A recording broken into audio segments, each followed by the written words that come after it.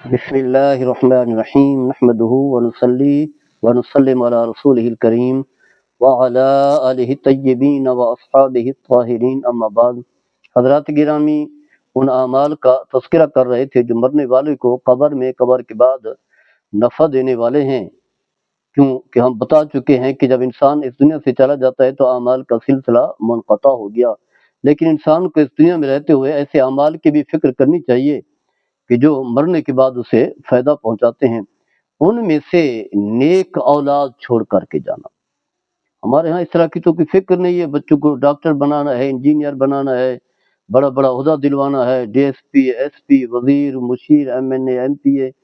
بڑی بڑی تعلیم دینی ہے، آکسفورڈ کی، باہر کی، اس دنیا کی۔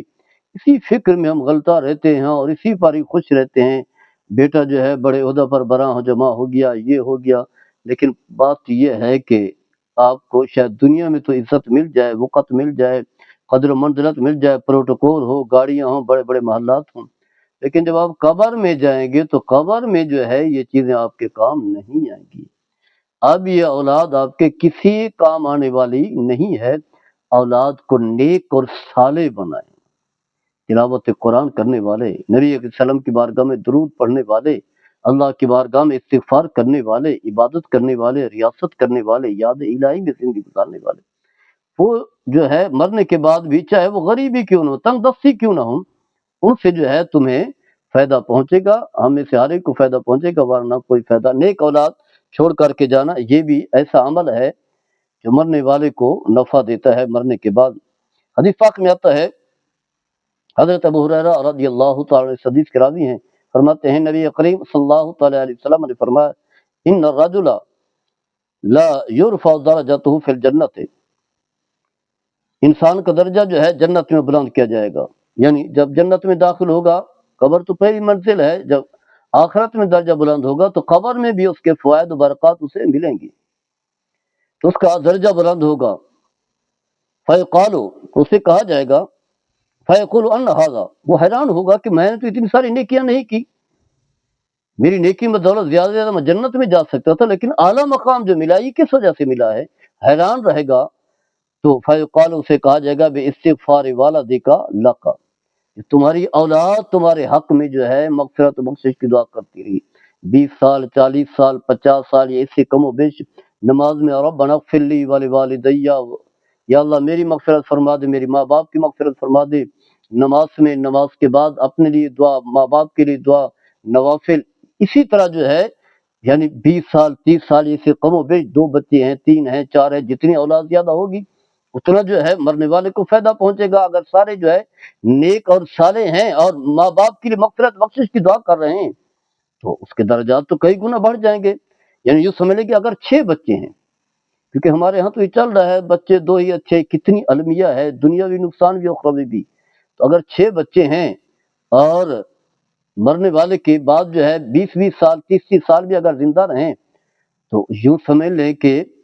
140 سال یہ سے کم و بیش جو ہے، یہ تو سال ہے نا۔ پھر روزانہ ہر نماز میں دعا کر رہے ہیں، 5 نمازیں ہیں، پھر نماز میں فرائض ہیں، واجبات ہیں، سنن ہیں، نوافل ہیں، اس کے علاوہ جو ہے اضافی عبادات ہیں، تہجد ہے، اشراق ہے، چاشت ہے، اور ویسے ماں باپ کے لیے جو ہے بچے اگر نیک ہوں گے تو ہر وقت دعا کر رہے ہوں گے، تو آپ سمجھ لیں کہ اس ماں باپ کے کتنے درجات بلند ہوں گے، اس کا انسان تصور بھی نہیں کر سکتا۔ یہ حدیث سنن ابن ماجہ میں موجود ہے، حدیث نمبر 3660۔ اسی طرح حضرت سعد بن عبادہ رضی اللہ تعالیٰ عنہ نبی کریم صلی اللہ تعالیٰ علیہ وسلم کی بارگاہ میں حاضر ہوتے ہیں اور آ کر کے پوچھتے ہیں ان امی ماتت اتصدق عنہا، میری والدہ تو فوت ہو چکی ہے، اور واضح ہے کہ اب فوت ہو گئی تو اعمال کا سلسلہ تو منقطع ہو گیا، اب میں ان کی طرف سے نیکیاں کرنا چاہوں، یعنی نیکی میں کر رہا ہوں اور فائدہ جو ہے میری والدہ کو پہنچے، مجھے بھی اور میری والدہ کو بھی، تو آیا میں ان کی طرف سے صدقات و خیرات کر سکتا ہوں؟ تو نبی کریم صلی اللہ علیہ وسلم نے فرمایا نعم، ہاں ایسا تم کر سکتے ہو۔ تو میں نے عرض کی فَأَيُّ صَدْقَةٍ أَفْضَلُ، تو میں نے عرض کی یا رسول اللہ علیہ وسلم کون سا صدقہ جو ہے سب سے بہتر ہے؟ صدقات تو کثیر ہیں، بہت سارے صدقات ہیں، تو کون صدقہ بہتر ہے؟ تو آپ صلی اللہ علیہ وسلم نے فرمایا سقی الماء، فرمایا کہ پانی پلانا، یعنی پیاسوں کو پانی پلانا۔ پیاسوں کو جو ہے پانی پلانا، اور پھر انہیں جو ہے کنواں کھدوایا اور کہا کہ یہ میری ماں سعد کی طرف سے ہے۔ تو کنواں کھدوانا یا جو ہے واٹر کولر جو ہے نا، کولر جو ہے پانی والے، ٹھنڈے پانی والے کولر جو ہے لگوا دینا، یا اسی طرح کے جو ہے، اور یہ بہترین عبادت ہے، یعنی پانی کسی کو پلانا یا ایسا سلسلہ جو ہے چھوڑ کر کے جانا، یہ سب سے بڑا جو ہے عظیم عبادت ہے۔ گویا کہ پانی پلانا بطور صدقہ جاریہ کے لوگوں کو، اس کا فائدہ جو ہے ماں باپ کو پہنچے، مرنے والوں کو پہنچے، انہیں نفع ہو، تو یہ عمل بھی ہے جس سے جو ہے مرنے والے کو فائدہ پہنچتا ہے۔ سنن نسائی کی حدیث ہے،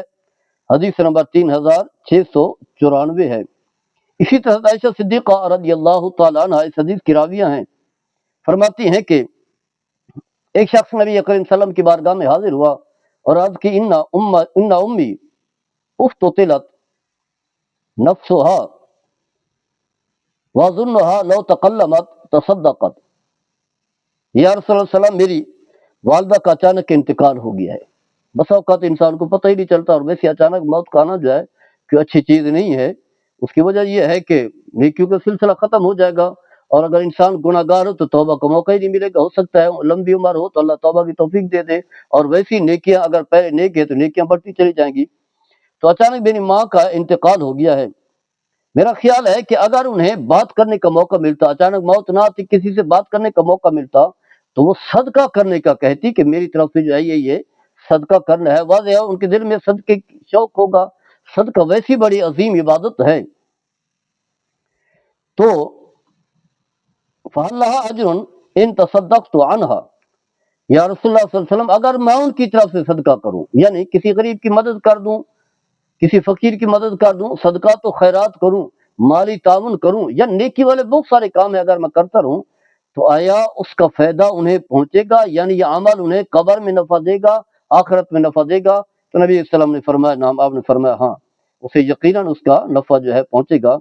صحیح بخاری کی حدیث ہے، حدیث نمبر ہے 1388۔ گویا کہ یہ عمل بھی صدقہ جو ہے، صدقے کی مختلف صورتیں ہیں، یہ صدقہ بھی مرنے والے کو قبر کے اندر بھی نفع دیتا ہے اور آخرت میں بھی نفع دے گا۔ اسی طرح ایک اور حدیث ہے، ایک شخص نبی کریم صلی اللہ علیہ وسلم کی بارگاہ میں حاضر ہوتا ہے اور کیا کہتا ہے ان امی توفیت افینفعها ان تصدقت عنها، وہی میری والدہ فوت ہو گئی ہے، آیا میں ان کی طرف سے صدقہ کروں تو انہیں فائدہ پہنچے گا؟ تو آپ صلی اللہ علیہ وسلم نے فرمایا ہاں، اسے صدقہ پہنچے گا۔ تو کہا فإن لی اخرفا افاشهد انی کا صدقت به عنک، کہ یا رسول اللہ صلی اللہ علیہ وسلم میرا ایک باغ ہے، میرا ایک باغ ہے، تو آپ جو ہے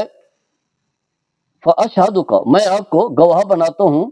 آپ کو میں گواہ بناتا ہوں، میرا ایک باغ ہے، میں ان کی طرف سے جو ہے صدقہ کر رہا ہوں،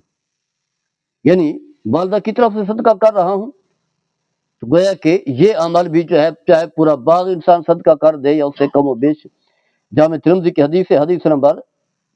669۔ اسی طرح ایک اور حدیث ہے، وہ بھی یہی ہے، نبی کریم صلی اللہ علیہ وسلم نے سے ایک شخص نے پوچھا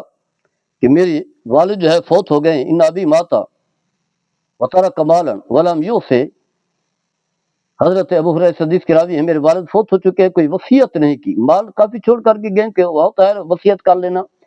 بہتر تو یہ انسان پہلے وصیت کر جائے، کیونکہ پتہ ہی نہیں ہے کسی وقت بھی موت آ سکتی ہے۔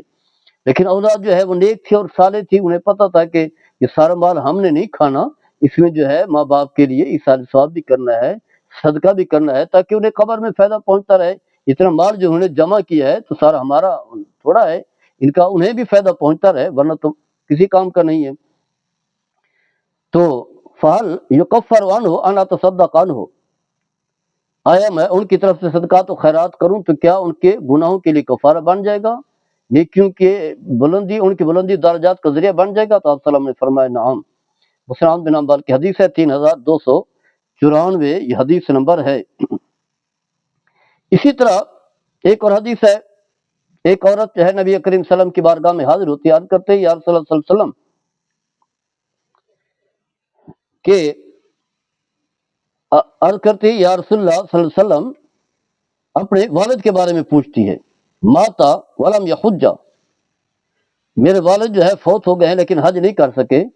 تو کیا میں ان کی طرف سے حج کروں تو انہیں فائدہ پہنچے گا؟ تو آپ نے فرمایا حجی عن ابی کے، اپنے والد کی طرف حج کرو، حج کرو گی ان کی طرف سے جب حج کرو گی تو تمہیں بھی ثواب ملے گا، اس کا ثواب جو ہے تمہارے والد کو بھی پہنچے گا اور قبر میں نفع دے گا۔ گویا کہ حج بیت اللہ بھی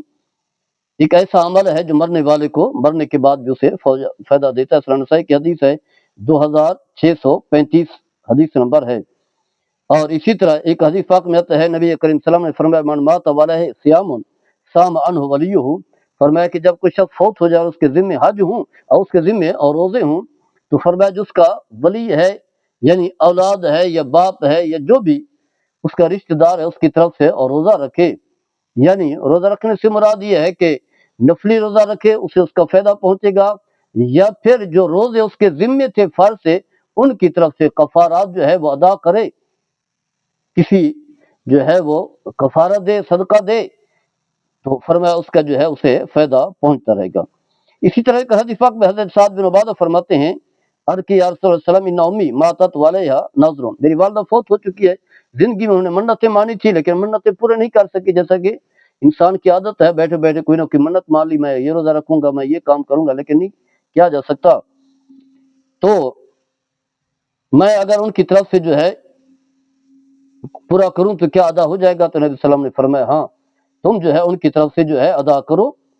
تو ان کی طرف سے جو ہے منت پوری ہو جائے گی۔ یہ صحیح بخاری کی حدیث ہے، 2761 حدیث کا نمبر ہے۔ اس کے علاوہ یعنی یہاں یہی بتایا گیا ہے کہ نظر پوری کی جائے، لیکن یہ بات یاد رکھے کہ نظر جو ہے جو شریعت کے مطابق ہو، معصیت پر مبنی نظر کا جو ہے کوئی فائدہ نہیں ہے۔ اور آگے چل کر کے اور بھی کچھ ایسی اعمال ہیں جن کا ہم آگے چل کر کے تذکرہ کریں گے جس سے جو ہے وہ مرنے والے کو فائدہ پہنچے گا۔ اللہ تعالیٰ ہم سب کو عمل کرنے کی توفیق عطا فرمائے۔ وما علیہ السلام۔